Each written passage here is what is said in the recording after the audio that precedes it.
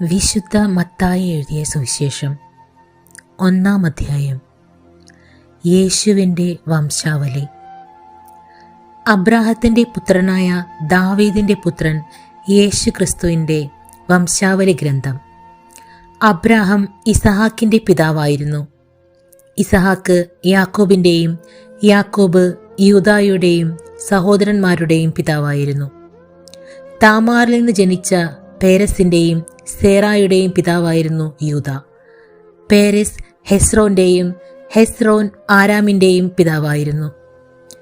ആരാം അമിനാദാബിൻ്റെയും, അമിനാദാബ് നഹ്ഷോൻ്റെയും, നഹ്ഷോൻ സൽമോൻ്റെയും പിതാവായിരുന്നു.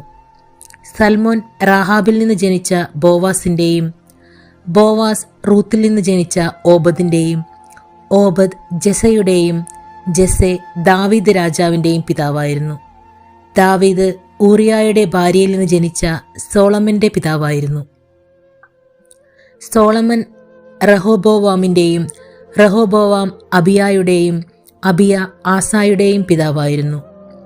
ആസ യോസഫാത്തിൻ്റെയും, യോസഫാത്ത് യോറാമിൻ്റെയും, യോറാം ഓസിയായുടെയും, ഓസിയ യോധാമിൻ്റെയും, യോധാം ആഹാസിൻ്റെയും, ആഹാസ് ഹെസക്കിയായുടെയും, ഹെസക്കിയ മനാസയുടെയും, മനാസെ ആമോസിൻ്റെയും, ആമോസ് ജോസിയായുടെയും പിതാവായിരുന്നു.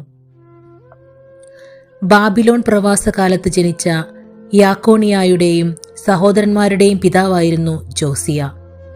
യാക്കോണിയ ബാബിലോൺ പ്രവാസത്തിന് ശേഷം ജനിച്ച സലാത്തിയേലിൻ്റെയും, സലാത്തിയേൽ സൊറൈബോബലിൻ്റെയും പിതാവായിരുന്നു.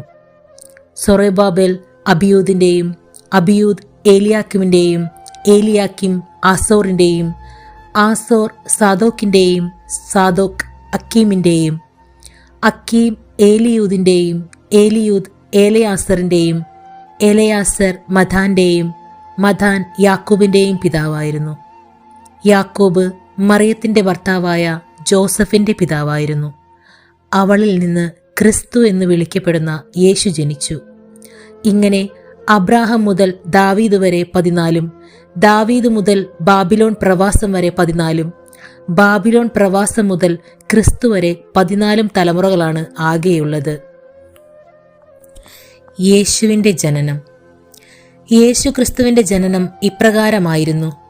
അവൻ്റെ മാതാവായ മറിയവും ജോസഫും തമ്മിലുള്ള വിവാഹ നിശ്ചയം കഴിഞ്ഞിരിക്കെ അവർ സഹവസിക്കുന്നതിന് മുൻപ് അവൾ പരിശുദ്ധാത്മാവിനാൽ ഗർഭിണിയായി കാണപ്പെട്ടു.